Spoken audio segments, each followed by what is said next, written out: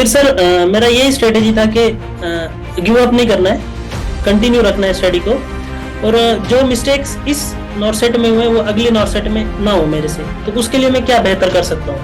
बाहर निकलते ही जो माहौल बना हुआ था कि भाई सब बोल रहे थे कि पेपर टफ आ गया, बहुत ही ज्यादा टफ आ गया, तो तब थोड़ी एंजाइटी हुई सर हमें।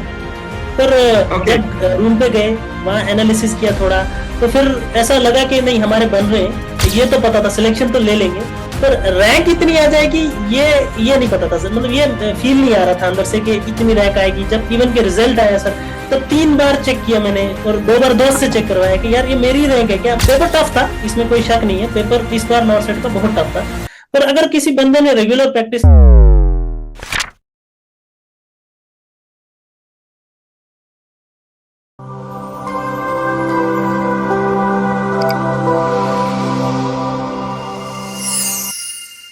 नमस्कार, एक बार फिर से आप सभी साथियों का हार्दिक स्वागत, अभिनंदन टीएनसी के इस ऑनलाइन प्लेटफॉर्म में। और आज ये जो सिलेक्शन सीरीज है वो आज पहुंच चुकी है एक बहुत ही ऐसे शानदार टॉपर्स के पास, और जानने वाले हैं टॉपर से बहुत सारे डिस्कशन करने वाले हैं और टॉपर से सिलेक्शन स्ट्रेटेजी जानने वाले हैं। तो सबसे पहले तो बहुत बहुत बधाई और शुभकामनाएं। Thank you sir, thank you very much. कैसा लग रहा है एक बहुत ही शानदार रैंक के साथ? बहुत अच्छा लग रहा है सर। मतलब बहुत फैमिली वाले सब खुश है, दोस्त लोग सब खुश है सर। बहुत ही अच्छी रैंक आपने हासिल की है, 198 रैंक आपने हासिल की है और एक बहुत ही बड़ा स्कोर है, ये बहुत ही बड़ी रैंक है और जो आपने इस बार नॉर्सेट 4.0 में कर दिखाया है। तो सबसे पहले तो मैं आपसे इस इंटरव्यू की शुरुआत करने वाला हूँ। इस इंटरव्यू में मैं बहुत सारी चीजें सेम टू सेम जितने सारे टॉपर से मैं पूछ रहा हूँ वो चीजें मैं आपसे जानना चाहता हूँ। इस इंटरव्यू का मेन उद्देश्य ये रहेगा कि आपसे ऐसी स्ट्रेटजी जो आपने यूज की है वो स्ट्रेटजी उन हजारों बच्चों तक पहुंचाई जाए जिससे उनको बहुत सारा फायदा मिले। तो सबसे पहले इस इंटरव्यू की शुरुआत करेंगे आपके अपने इंट्रोडक्शन से। ओके सर, मेरा नाम इख्तियाज अहमद नजार है सर। बेसिकली मैं बारामूला डिस्ट्रिक्ट जम्मू एंड कश्मीर का रहने वाला हूँ सर। मैंने नर्सिंग महाराष्ट्र से की हुई है, नागपुर जीएमसी नागपुर से की हुई है। और उसके बाद मैंने 2022 का नॉर्सेट का अटेम्प्ट दिया था सर, जिसमें मेरी रैंक 5000 के आसपास थी सर। उसके बाद फिर छोड़ा नहीं सर, मैंने कंटिन्यू किया और फिर टीएनसी ज्वाइन किया जनवरी से। 6 महीने कंटिन्यू रेगुलर टेस्ट दिए और हो गया सिलेक्शन। बिल्कुल, बहुत ही बड़ी बात है। आपने इंट्रोडक्शन के अंदर ही पूरी रणनीति बता दी कि शॉर्ट शब्दों के अंदर सारी चीजें, लेकिन मैं आपसे बहुत सारी चीजें पूछने वाला हूँ और बहुत सारे क्वेश्चंस करने वाला हूँ। तो सबसे पहले मैं आपसे जानना चाह रहा हूँ कि जब आपने बताया कि मैंने 2021 के अंदर जब पास आउट किया और 22 के अंदर मेरा पहला नॉर्सेट था, सॉरी 2022 के अंदर आपने पहला नॉर्सेट दिया, तो उसके अंदर आपकी कौन सी रैंक रही थी? 2022 के अंदर ना सर, 2022 के अंदर मेरी रही थी 5196 sir. Okay, 5196, 5156 sorry, very good, बहुत ही अच्छी रैंक थी। उस रैंक के साथ आपने एक अचीवमेंट तो लिया, पहली बार में एक क्वालिफाई का अचीवमेंट था आपके पास, लेकिन आप इतना नहीं कर पाए कि फाइनल सिलेक्शन लिस्ट तक नहीं पहुंच पाए। चलो कोई बात नहीं, लेकिन फिर आपने क्या सोचा कि यार अब ये इस बार तो क्वालिफाई ही हुए, सिलेक्शन हुआ नहीं है, तो फिर आपका क्या स्ट्रेटजी रहा कि यार इस बार कुछ चेंज किया जाए? फिर सर मेरा यही स्ट्रेटेजी था कि गिव अप नहीं करना है, कंटिन्यू रखना है स्टडी को। और जो मिस्टेक्स इस नॉर्सेट में हुए वो अगले नॉर्सेट में ना हो मेरे से, तो उसके लिए मैं क्या बेहतर कर सकता हूँ। तो फिर मैंने उस पर वर्क करना चालू किया धीरे धीरे। रिजल्ट के कुछ 10-15 दिन तो उसी में चले गए 22 के। फिर मैंने चालू कर दिया उसके बाद रेगुलर स्टडीज। और फिर मेरे दोस्त ने सजेस्ट किया कि मतलब एक प्लेटफॉर्म से हम टेस्ट सीरीज भी कंटिन्यू लेते हैं, जो कि पिछले साल मेरा यही ड्रॉबैक रहा कि मैं टेस्ट नहीं दे पाया ज्यादा। तो फिर इस साल एक टेस्ट भी कंटिन्यू रखा अपना एज पर प्लान, और टीएनसी जैसा अपलोड करते जा रहा था वैसे हम टेस्ट भी कंटिन्यू देते जा रहे थे सर। और रेगुलर रिवीजन भी कंटिन्यू था सर। ओके, रेगुलर रिवीजन साथ साथ कंटिन्यूअसली था, टेस्ट हमेशा देते जा रहे थे। ओके, मैं आपसे ये जानना चाह रहा हूँ कि कौन कौन सी बुक्स आप साथ साथ में प्रेफर कर रहे थे? बुक एक तो सर मेरे खुद के निकाले हुए नोट्स, जो हमारी नर्सिंग की बुक्स हैं, जो टेक्स्ट बुक्स हैं, उनके नोट्स सर, सबसे पहली बात। उसके बाद सर एनक्लेक्स साउंडर्स जो 4th एडिशन है, साउथ एशिया एडिशन, वो रेगुलर उसके में प्रैक्टिस करते जा रहा था सर, और थ्योरी उसी से करते जा रहा था, जो मेरा ये था सर। और साथ साथ में टीएनसी के साथ साथ आप कंटिन्यूसली चलते हाँ, जा रहे थे। टीएनसी तो कंटिन्यू था, 6 मंथ के लिए टीएनसी का टेस्ट कंटिन्यू थे, जिसका बहुत बड़ा, अगर मैं बोलूं फायदा हुआ तो बहुत बड़ा फायदा हुआ। जो रेगुलर टेस्ट हम देते हैं सर, उससे आप रेगुलर एनालिसिस पता चलता है कि हम कहाँ स्टैंड कर रहे हैं ऑल इंडिया में सर। ओके, मैं आपसे एक चीज और जानना चाहता हूँ, कई बार पेपर टीएनसी में बहुत ज्यादा टफ आता था, बहुत सारे नए नए क्वेश्चन देखने को मिलते थे, तो आप ऐसा भी सोचते थे कि यार ये एनक्लेक्स में भी क्वेश्चन नहीं मिल रहा है तो कहाँ से आ रहा है?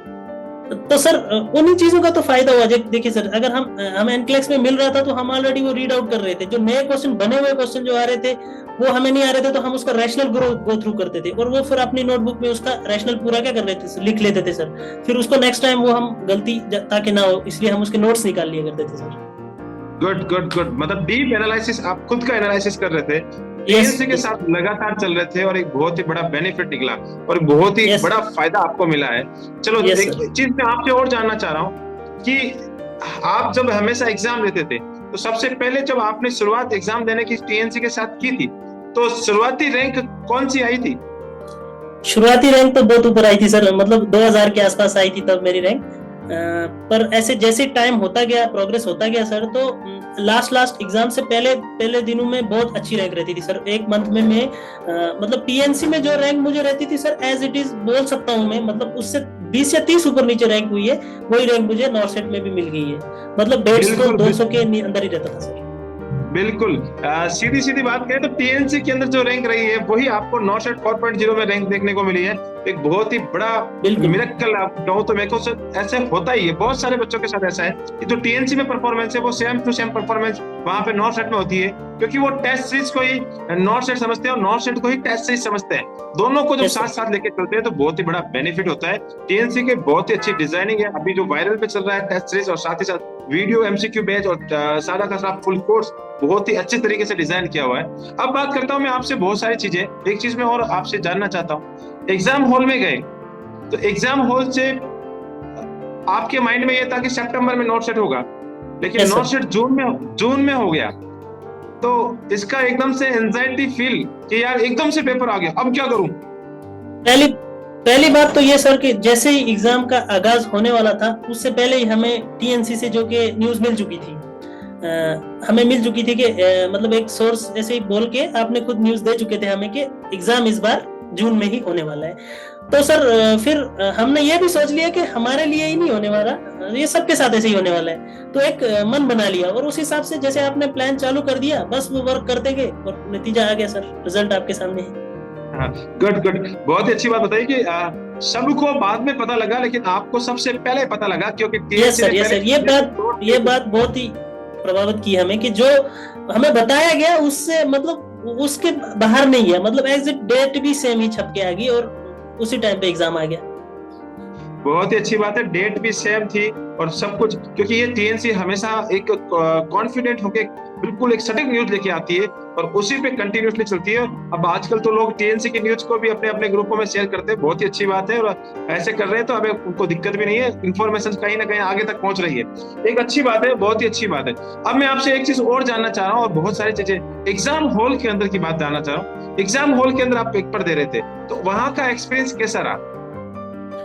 सर एग्जाम हॉल में जब मैं गया, मतलब मैंने चेक इन वगैरह कराया, जाके बैठ गया, तो फिर मैंने मतलब वीडियोस वगैरह देख के गया था टीएनसी से जो अपलोडेड होते हैं, मोटिवेशनल वीडियोस, ये वो थोड़ा बहुत, तो बस जस्ट रिकॉल कर रहा था कि कुछ नया नहीं होने वाला है, बस मुझे अपना कामली रहना है और पेपर को वैसे डील करना है। और जब पेपर आया सर तो फिर मतलब ऐसा लगा कि मॉर्निंग डोज में दे रहा हूँ, मतलब जो अपने मॉर्निंग डोज अपलोड होते थे डेली 10 क्वेश्चन 15 क्वेश्चन, बस ऐसा लग रहा था कि मैं मॉर्निंग डोज दे रहा हूँ। और फिर मॉर्निंग डोज वाला जो पेपर आता था वैसा ही थोड़ा थोड़ा फील होता गया। पेपर टफ था, इसमें कोई शक नहीं है, पेपर इस बार नॉर्सेट का बहुत टफ था, पर अगर किसी बंदे ने रेगुलर प्रैक्टिस की थी, अगर प्लेटफॉर्म पे चला है वो बराबर, टीएनसी का प्लेटफॉर्म उसने अच्छे से फॉलो करा है, तो मुझे नहीं लगता सर उसको ज्यादा दिक्कत आई होगी पेपर मतलब सिलेक्शन लेने में। ओके, आसानी से सिलेक्शन लिया जा सकता है। टीएनसी के साथ अगर लगातार मेहनत की जाए तो सिलेक्शन की राह बिल्कुल आसान हो जाती है और कंटिन्यूटी के साथ बहुत ही बड़ा बेनिफिट मिलता है। कंटिन्यूटी बहुत मैटर करी सर। कंटिन्यूटी अगर किसी ने प्लान को फॉलो किया है और कंटिन्यूटी रखी है उसने, तो उसको जरा सी भी दिक्कत नहीं हुई है पेपर देने में। Okay good. पेपर देने के बाद जब आप पेपर देके बाहर आ गए, बाहर आने के बाद बच्चों से मिले, दोस्तों से मिले, साथियों से मिले, पेपर के लेवल के बारे में एनालिसिस रिपोर्ट्स, यूट्यूब पे बहुत सारे वीडियोस जो कि क्वेश्चन मैच नहीं कर रहे थे फिर भी बहुत सारे वीडियोस, तो उन सारे वीडियोस को जब आपने देखा और आपने दोस्तों से बात किया, तो क्या आपको भी लग रहा था कि यार इस बार सिलेक्शन होगा या नहीं? सर देखिए, प्रीटी ऑनेस्ट मैं एक सही बात बोलना चाहता हूँ कि मतलब सीधी सी बात है, जब पेपर दे के हम निकले तो बाहर का माहौल एक ऐसा बना था कि जबकि पेपर देते हुए हमें ये बात पता नहीं चली कि पेपर इतना हार्ड था, जो क्या था पेपर, तब हमें कुछ पता नहीं चला। बाहर निकलते ही जो माहौल बना हुआ था कि भाई सब बोल रहे थे कि पेपर टफ आ गया, बहुत ही ज्यादा टफ आ गया, तो तब थोड़ी एंजाइटी हुई सर हमें।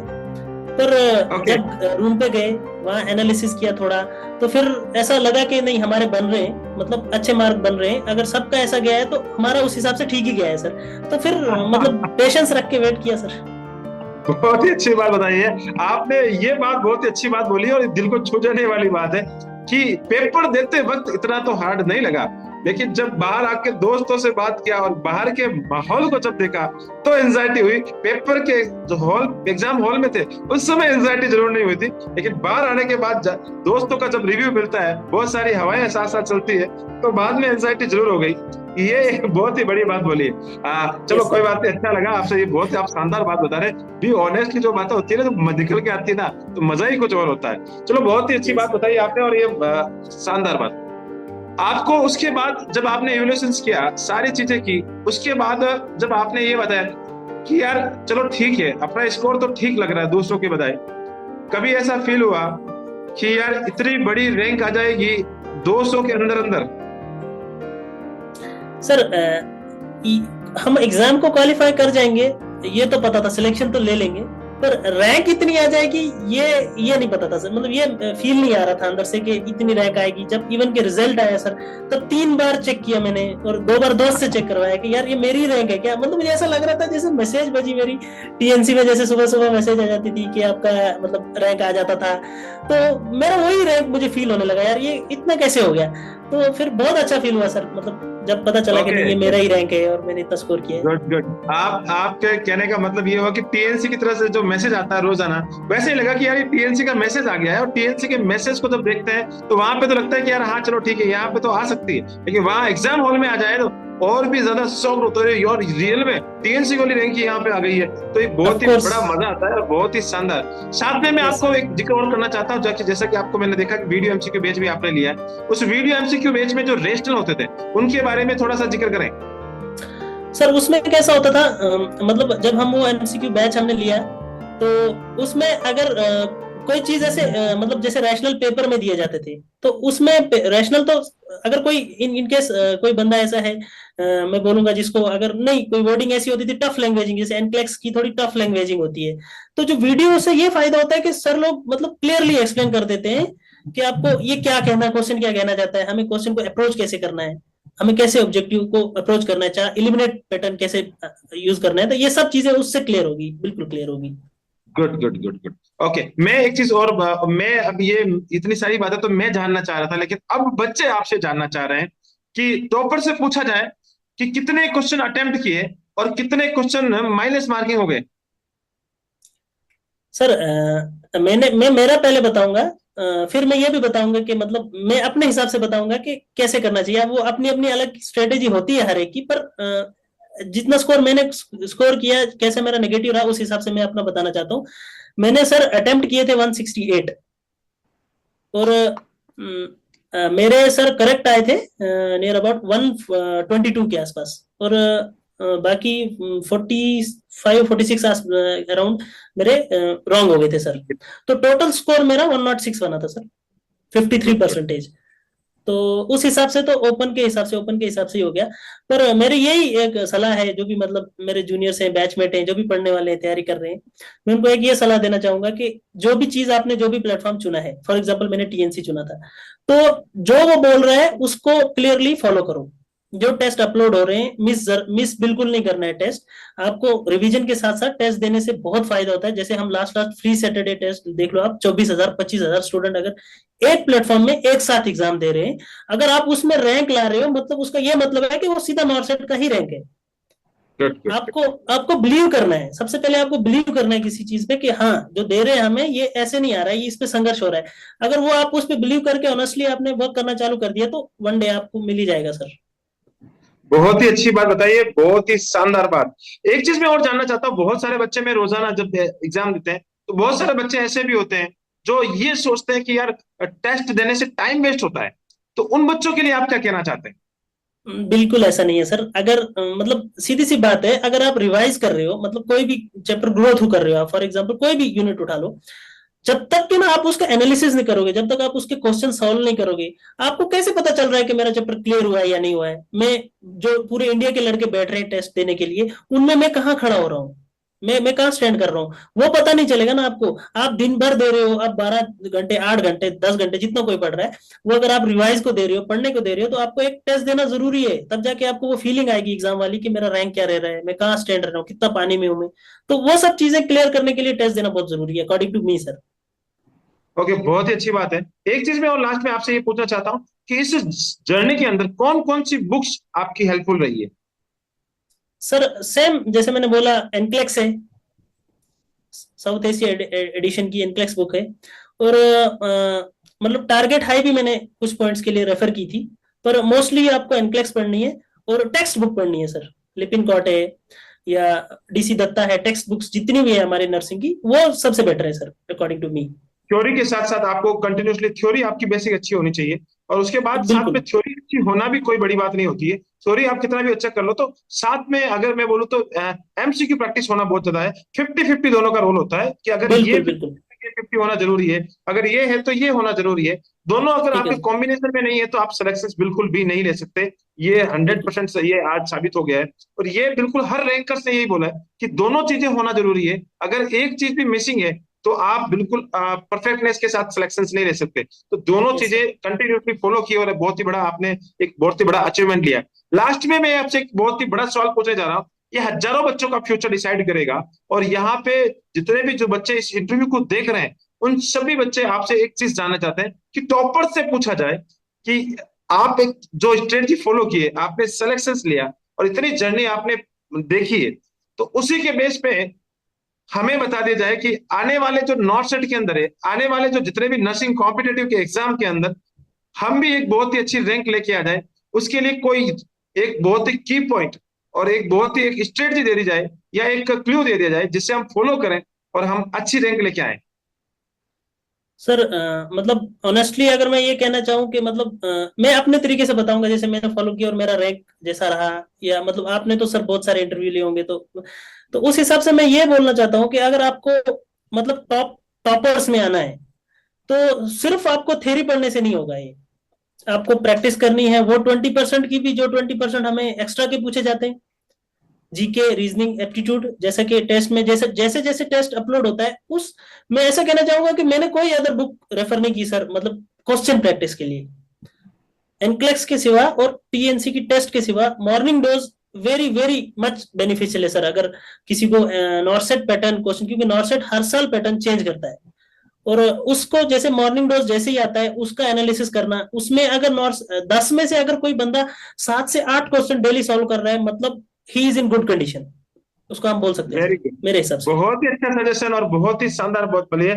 दोनों चीजें जैसे कि मैंने पहले ही बताई थी और उस बाद में आपने जिक्र भी किया कि आप अपने एक्सपीरियंस के आधार पे बता रहे हैं कि दोनों चीजें एक साथ चलती है तो बहुत ही बड़ा फायदा मिलता है। एक चीज से आप सिलेक्शन नहीं ले सकते, रैंकर्स नहीं बन सकते। दोनों चीजों का समागम जब होगा तो बहुत ही अच्छा लगेगा। चलो, अब मैं लास्ट में एक ऐसा सवाल पूछने वाला, कौन सा एप्स प्रायोरिटी में है? हाँ सर, ऐप मतलब समझा नहीं। एम्स आप कौन सा लेना चाह रहे हैं? AIIMS AIIMS yes sir, AIIMS Jammu लेना चाह रहा हूँ सर। ओके, बिल्कुल जम्मू में, बिल्कुल ये तो मुझे भी पता था कि आप जम्मू कश्मीर ही बोलने वाले हैं, लेकिन मैं आपके मुंह से सुनना चाह रहा हूँ। और बिल्कुल मैं आपको अगली बार मैं जम्मू कश्मीर का जरूर ट्रिप करूंगा तो मैं जरूर जरूर आपसे मिलूंगा, और वहां पे यस सर। जरूर जरूर आप बिल्कुल आप मुझे पूरा जम्मू घुमाइएगा।